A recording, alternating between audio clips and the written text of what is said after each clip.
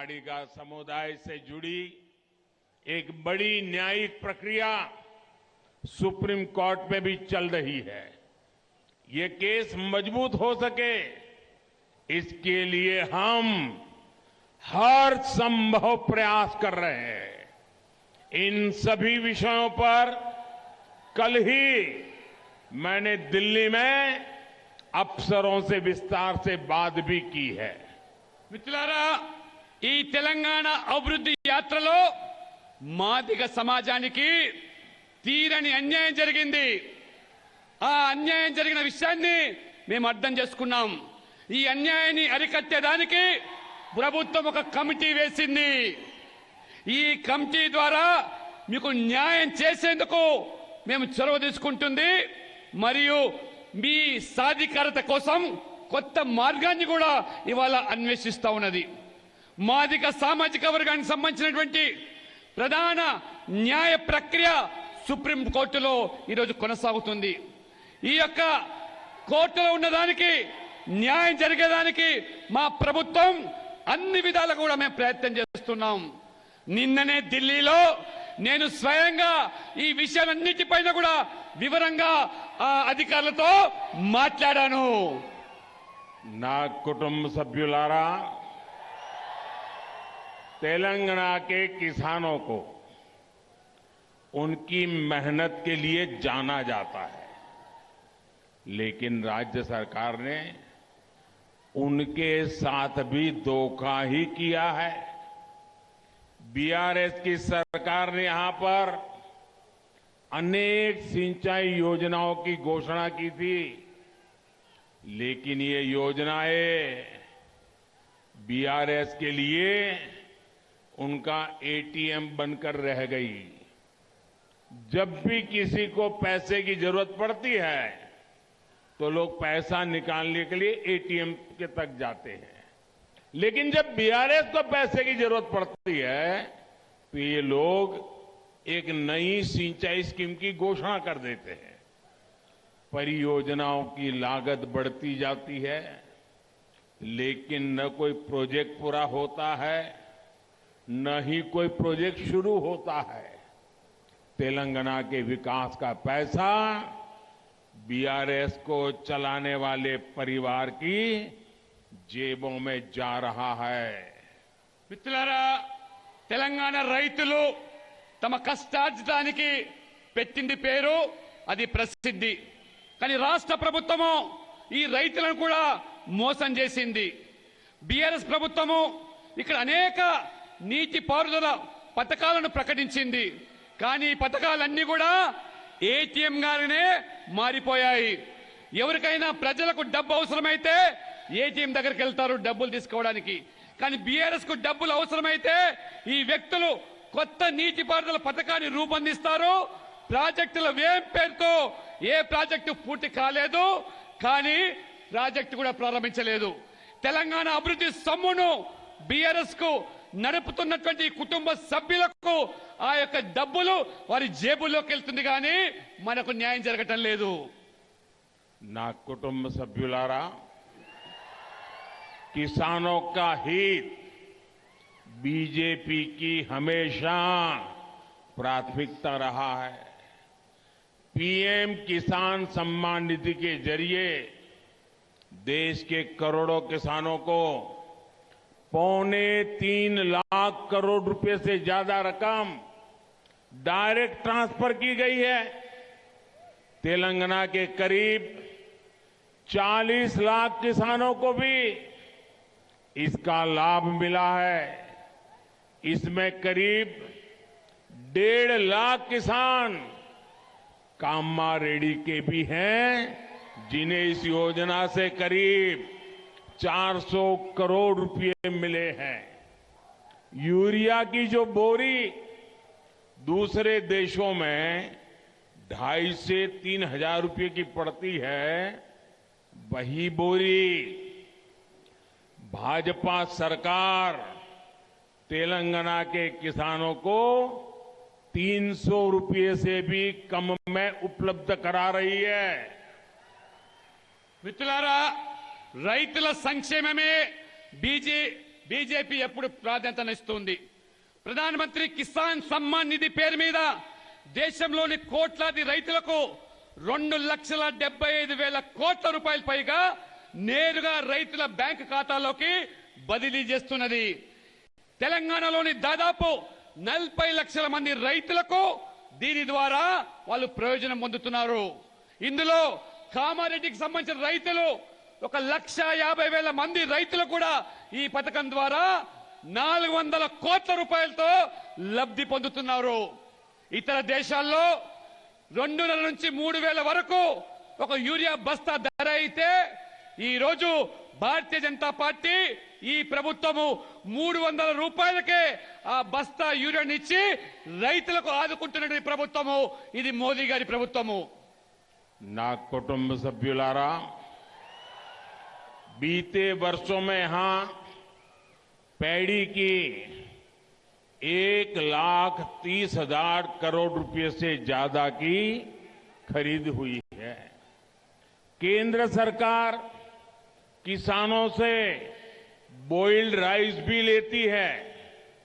अब हमारी सरकार ने निश्चय किया है कि इस खरीफ सीजन में तेलंगाना के किसानों से 20 lakh metric tonne boiled rice अतिरिक्त खरीदा जाएगा.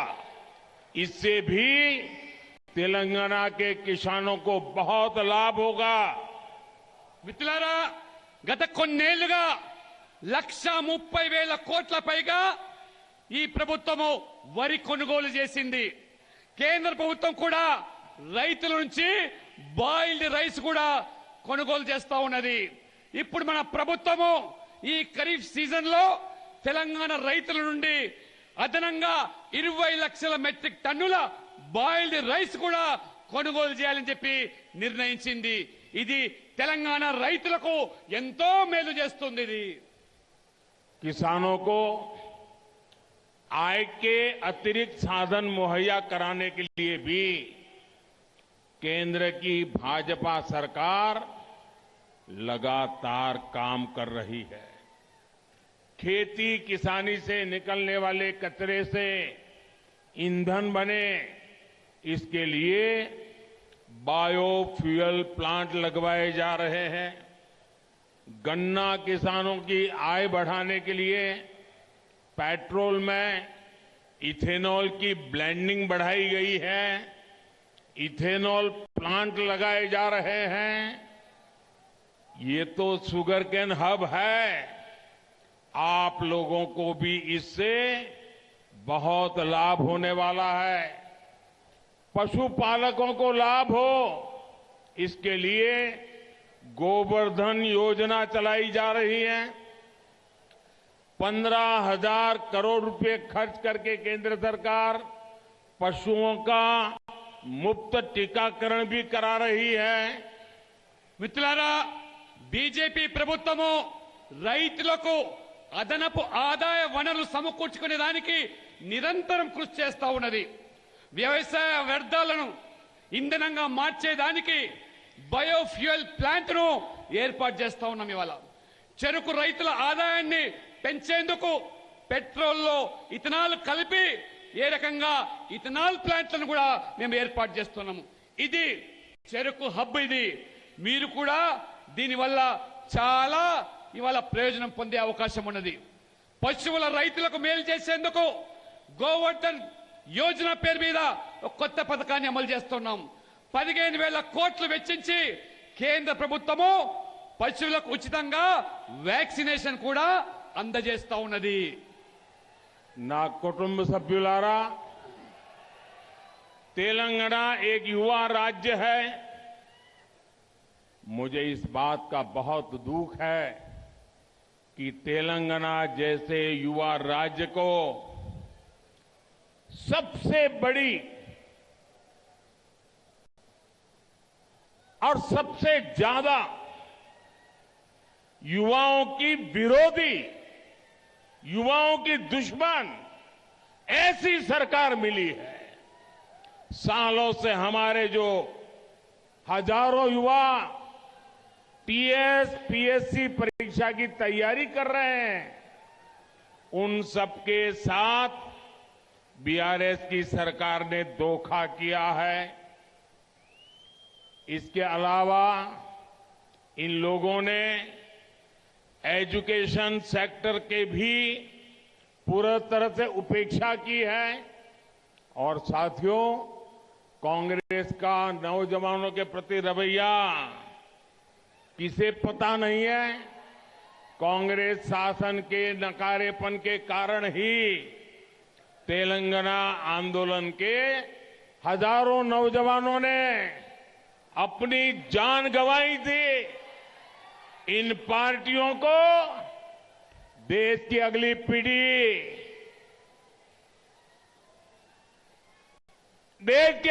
नहीं, ये ऐसे लोग हैं जिनको अपने परिवार की आने वाली पीढ़ियों की चिंता है।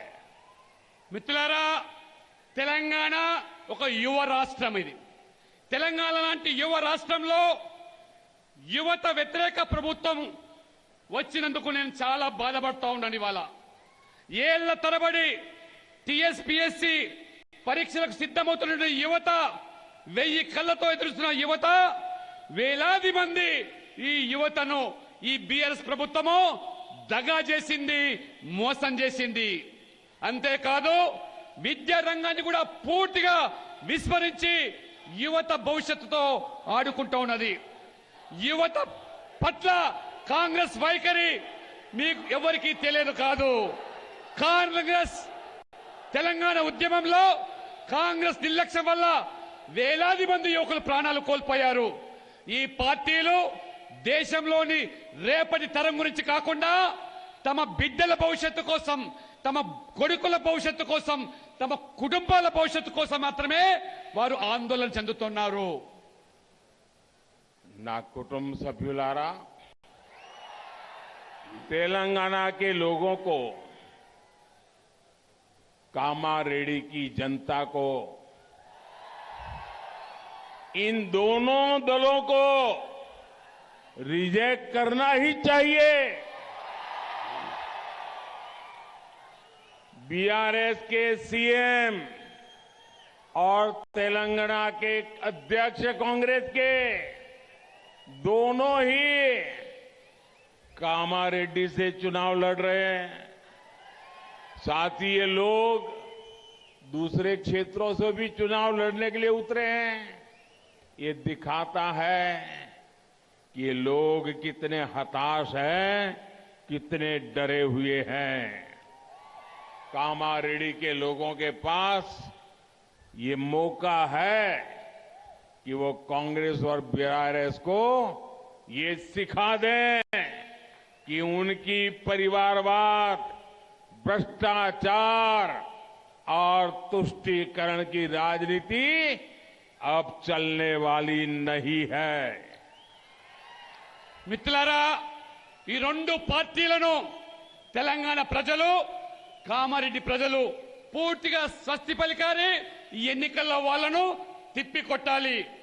బీఆర్ఎస్ సీఎం, తెలంగాణ కాంగ్రెస్ అధ్యక్షుడు ఇద్దరు కూడా ఈ కామారెడ్డి నుంచి పోటీ చేస్తా ఉన్నారు. అంతేకాదు ఈ వ్యక్తులు ఇతర ప్రాంతాల నుంచి కూడా ఎన్నికల్లో పోటీ చేస్తున్నారు. ఈ వ్యక్తులు ఎంత నిరాశ నిస్పృహలో ఉన్నారంటే వారు దీనిని బట్టి అర్థమవుతున్నది అక్కడ ఓడిపోతామని. అందుకనే కాంగ్రెస్ బీఆర్ఎస్ ల ఈ బంధు ప్రీతి, అవినీతి, బుజ్జగింపు రాజకీయాలు పనికి రావని కామారెడ్డి ప్రజలు వారికి బుద్ధి చెప్పాలి, తిప్పి కొట్టాల్సిన అవసరం ఉన్నది. నా కుటుంబ సభ్యులారా, बीआरएस और कांग्रेस में एक और बात कॉमन है। ये दोनों दल आप लोगों को धोखा देने के लिए हर तरह के हथकंडे अपनाते हैं। कभी अचानक से टीआरएस को बीआरएस बना दिया जाता है। इसी साल यूपीए को भी इंडी अलायंस बना दिया गया है। देश के लोग ये सारे हथकंडे अच्छी तरह समझते हैं। नाम बदलने से इनके भ्रष्टाचार, कुशासन और वोट बैंक पॉलिटिक्स का इतिहास कभी नहीं बदल सकता। सच ये है कि देश के कई राज्यों में लोगों ने दशकों से कांग्रेस को सत्ता से बेदखल कर रखा है और मुझे विश्वास है 3 दिसंबर को यहां जनता केसीआर को भी सत्ता से हटा करके रहेगी। మిత్రులారా బీఆర్ఎస్ కాంగ్రెస్ ఈ ఇద్దరి మధ్యలో ఒక కామన్ ఒడంబడిక ఉన్నది. అది ప్రజలను మోసం చేసేందుకు ఈ రెండు పార్టీలు రకరకాలైనటువంటి కుట్రలు కుయుక్తులు పన్నుతూ ఉంటారు. టీఆర్ఎస్ హఠాత్తుగా పేరు మార్చేసి బీఆర్ఎస్ గా మారిపోయింది. ఇప్పుడు వారు ఇండి అలయన్స్ అనే ఒక విపక్ష కూటమిని ఏర్పాటు చేసుకున్నారు. ఈ వ్యూహాలన్నీ కూడా దేశ ప్రజలు బాగా అర్థం చేసుకున్నారు. యూపీఏ నుంచి ఇండి అలయన్స్ గా కూటమి మారినంత మాత్రాన వాళ్ళ గుణం మారదు, వారి బుద్ధి మారదు, వారి అవినీతి మారదు, వారి యొక్క దుష్పరిపాలన మారదు, ఓటు బ్యాంకు రాజకీయాలు మారవు. అందుకనే వారి చరిత్ర ఎప్పటికీ మార్చలేము. దేశంలో అనేక రాష్ట్రాల్లో కాంగ్రెస్ ను దశాబ్దాలుగా ఉన్న కాంగ్రెస్ ను ప్రజల అధికారం నుంచి గద్దె దించారు, తిప్పికొట్టారు. ఇది వాస్తవం. రేపు డిసెంబర్ 3వ తేదీన ప్రజలు కేసీఆర్ ను కూడా ఈ రాష్ట్రం నుంచి అధికారం నుంచి తొలగిస్తారని, గద్దె దించుతారని చెప్పి నేను పూర్తిగా విశ్వాసం వ్యక్తం చేస్తా ఉన్నాను. నా కుటుంబ సభ్యులారా, बीजेपी इकलौती ऐसी पार्टी है जो गरीबों के लिए काम करती है. जनधन अकाउंट हो, बिना गारंटी मुद्रा लोन हो, कोरोना के दरमियान सभी देशवासियों को मुफ्त वैक्सीन हो, ये सारी व्यवस्थाएं बीजेपी ने की है. बीजेपी ये भी सुनिश्चित कर रही है कि देश का कोई भी गरीब भूखा ना सोए. अब मैंने ये निश्चय किया है कि अगले 5 साल के लिए गरीबों को जो मुफ्त राशन देते हैं, इस योजना को 5 साल के लिए आगे बढ़ा दिया जाएगा. इसका लाभ यहां तेलंगाना के भी मेरे लाखों गरीब परिवार के भाई बहनों को मिलेगा. మిత్రులారా, పేదల కోసం పనిచేసేటువంటి ఏకైక పార్టీ అది బీజేపీ మాత్రమే. జన్ధన్ ఖాతా అయినా, గ్యారంటీ లేని ముద్ర రుణమైనా, కరోనా సమయంలో ఉచిత వ్యాక్సిన్ అయినా అన్ని కూడా సమకూర్చింది భారతీయ జనతా పార్టీ మాత్రమే. దేశంలో ఏ పేదవాడు కూడా ఆకలితో అలమటించకూడదు, పస్తులు ఉండకూడదని చెప్పి మరి ప్రధానమంత్రి గరీబ్ కళ్యాణ్ అన్న యోజన పేరు మీద 5 కిలోల బియ్యం పథకాన్ని ప్రవేశపెట్టాను. ఈ పథకాన్ని మళ్లీ వచ్చే 5 సంవత్సరాల వరకు దాన్ని పొడిగించి పేదలను పస్తులు ఉండకుండా తీసుకున్న నిర్ణయం అది బీజేపీ ప్రభుత్వం. దీనివల్ల తెలంగాణలోని అనేక లక్షలాది మంది పేద ప్రజల సోదరిమణులందరూ కూడా ఇది ప్రయోజనం చేకూరుస్తుంది. ना कुटुंब सभ्युलारा, आज आप सभी लोगों के आशीर्वाद से भाजपा के पास 300 से अधिक सांसद है. देश में एक वो भी समय था जब हमारे सिर्फ 2 सांसद थे, हमारा मजाक उड़ाया जाता था. उस समय हमारे 2 सांसदों में से एक इसी क्षेत्र से थे. हम इस बात को कभी भी भूल नहीं सकते हैं. हमें कैसे भूल सकते हैं कि जब हम सबसे कमजोर थे तब भी तेलंगाना और तेलुगु लोगों ने हमारा साथ दिया था. मैं आपको विश्वास दिलाता हूं, हम हमेशा तेलंगाना के लोगों के साथ रहेंगे और आपके विकास के लिए काम करते रहेंगे। भले ही बीआरएस और कांग्रेस के लोग अपने बच्चों के बारे में सोचे, लेकिन हम आपके बच्चों के साथ खड़े रहेंगे। और इसलिए मुझे ये पूरा भरोसा है कि कामारेड्डी और तेलंगाना के लोग इस बार बीजेपी के लिए वोट करने वाले हैं, बीजेपी की सरकार बनाने वाले हैं, बीसी मुख्यमंत्री बनने वाला है। एक बार फिर इतनी बड़ी तादाद में आकर आपने आशीर्वाद दिए, मैं आपका बहुत बहुत धन्यवाद करता हूं। మిత్రులారా, మీ అందరి ఆశీస్సులతో బీజేపీకి ఈ రోజు 300 ఎంపీలు ఉన్నారు. దేశంలో ఒకప్పుడు 2 ఎంపీలే ఉంటే మమ్మల్ని ఎగతాళి చేశారు. 2 ఉన్నారని చెప్పి. మా 2 ఎంపీల్లో ఒకరు తెలంగాణకు సంబంధించిన వ్యక్తి. మేము బలహీనంగా ఉన్నప్పుడు, అత్యంత బలహీనంగా ఉన్నప్పుడు మాకు ఈ తెలంగాణ ప్రజలు, తెలుగు ప్రజలు అండగా ఉన్నారు. మేము ఎప్పుడూ మిమ్మల్ని మర్చిపోము. మీరు మమ్మల్ని ఆదరించినటువంటి విషయాన్ని కూడా గుర్తుపెట్టుకుంటాము. నేను మీకు పూర్తి హామీ ఇస్తున్నాను. మేము ఎప్పుడు కూడా తెలంగాణ ప్రజలతో ఉంటాము మరియు మీ అభివృద్ధి కోసం నిరంతరం మేము కృషి చేస్తాము. బీఆర్ఎస్ కాంగ్రెస్ వాళ్ళు తమ బిడ్డల భవిష్యత్తు కోసం ఆలోచన చేస్తూ ఉంటారు. మేము మీ బిడ్డల భవిష్యత్తు కోసం ఆలోచన చేస్తాం. కాబట్టి దయచేసి కామారెడ్డి తెలంగాణ ప్రజలు ఈసారి బీజేపీకి పట్టం కట్టండి. ఒక బీసీని ముఖ్యమంత్రి చేయండి. ఇంత పెద్ద సంఖ్యలో వచ్చిన మీ అందరికీ కూడా హృదయపూర్వకంగా ధన్యవాదాలు. मेरे साथ बोलिए भारत माता।